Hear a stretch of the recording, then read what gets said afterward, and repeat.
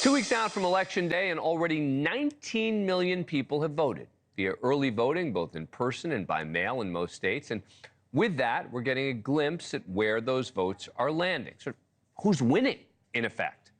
Of those 19 million early votes, if we look at the states that have voter registration data, 45% were cast by registered Democrats, 34% by registered Republicans, 22% by voters who are unaffiliated with either party.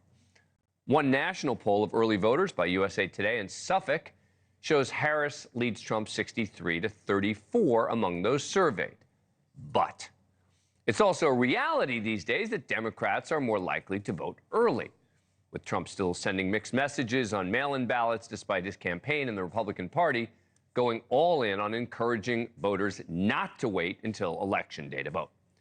Among those who are waiting, Trump leads 52-35 in that same USA Today poll. But there's this. Republicans appear to be cutting into Democrats' previous early voting margins. In Georgia, where there has been massive record-breaking turnout already, 48% of early votes have been cast by Republicans, 46% by Democrats. Similarly, in North Carolina, a swing state still reeling from Hurricane Helene and seen as a must-win state for Trump, a record early voting turnout has seen 35% of registered Democrats vote 34% of registered Republicans, 31% unaffiliated. And there are danger signs for Harris, particularly in Nevada, where voter turnout among registered Republicans has been nearly double that of registered Democrats so far, something longtime observers there say is nearly unprecedented. So on the whole, let's try and make sense of this, right? Who should take these early voting numbers as a better sign, particularly in the key battleground states? Let's ask Justin Wallin, prominent pollster and CEO of Wallin Opinion Research. Justin, welcome back. Thank you. Appreciate it. All right. So big picture, what does this early voting data tell us?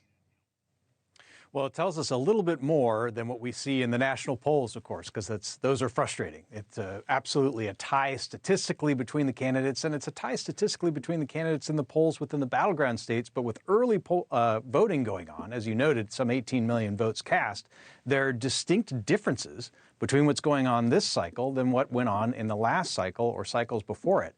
First off, the overall trend nationally mirrors what we've seen in the past, broadly speaking. More Democrats are voting early than Republicans. We've seen that before. That's the trend, but there are distinct differences.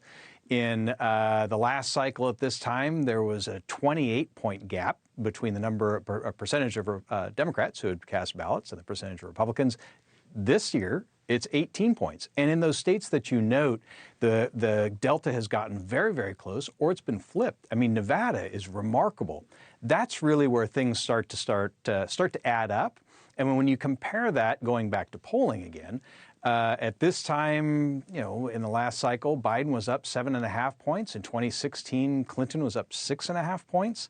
It's hard not to see some serious gravitational flow heading towards the former president. It's a fascinating bit of numbers we've got going on here. Now, is it possible that Democrats in 2020 were more concerned about COVID and about voting in person, and as a result, that the number of people, for example, voting by mail or when there aren't as many people around, et cetera, would have been higher in 2020, or is that just sort of making excuses for Democrats?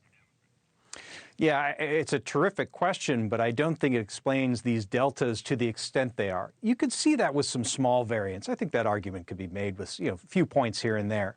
But when you're talking about massive changes like this is unprecedented. This speaks to something definitively different. John Ralston, who runs the Nevada Independent, says the GOP is leading in Nevada in ballots cast for the first time in more than a decade, driven mostly by rural votes. He said Republicans lead statewide in Nevada after 3 days of early voting and mail ballot counting. This has not happened in a presidential election since 2008. This could signal serious danger for the Democrats and Kamala Harris here. Do you agree?